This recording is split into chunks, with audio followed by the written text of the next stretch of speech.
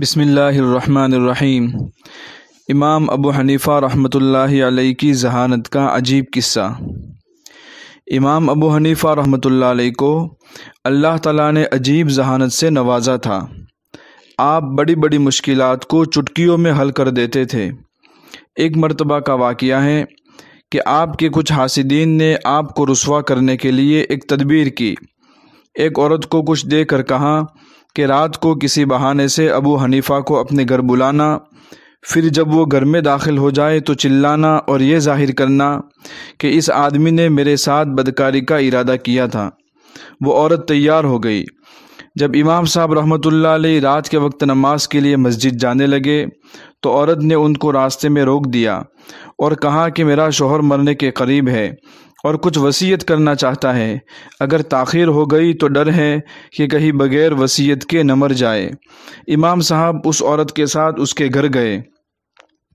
جب گھر میں داخل ہوئے تو اس نے اندر سے کواڑ بند کر دیے اور چلانے لگی۔ حاسدین جو انتظار میں بیٹھے تھے فوراً آئے اور امام صاحب کو اور عورت کو گرفتار کر کے حاکم کے سامنے پیش کر دیا۔ حاکم نے کہا کہ صبح تک جیل میں بند کر دو۔ جیل جانے کے بعد اس عورت کو ندامت ہوئی اور ساری حقیقت امام صاحب کو بتا دی۔ امام صاحب نے اس عورت سے کہا کہ اب ایک کام کر، جیلر سے یہ کہہ کہ مجھے کوئی ضرورت ہے، میں ابھی واپس آ جاتی ہوں، باہر جا کر میری بیوی کو یہاں بھیج دینا اور تو نکل جانا۔ اس عورت نے ایسا ہی کیا۔ جب صبح ہوئی تو حاکم نے دونوں کو بلایا اور امام اعظم سے سوال کیا کہ آپ نے یہ حرکت کیوں کی؟